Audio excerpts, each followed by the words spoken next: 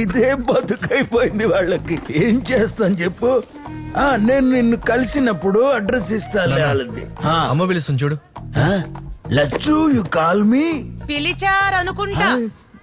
ఏయ్ నాకే ఫ్రాంకా, చెప్తా నీ పని. నా సంగతి అయ్యో అయ్యో అయ్యో కాలిపోయింది. పాట ప్రాక్టీస్ చేస్తున్నాను, డిస్టర్బ్ చేయకు. ఏ కేపీ, నేను అప్పుడే చెప్పాను కదా దెయ్యాలు గియ్యాలు ఏం లేవని.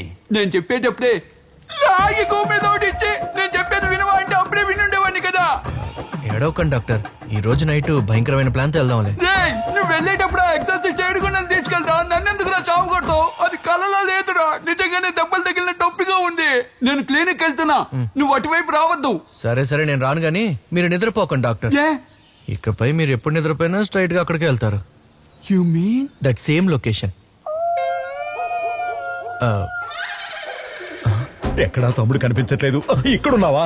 ఏంటన్నా పొద్దున్న ఎలా వచ్చావు? ఏం లేదు తమ్ముడు,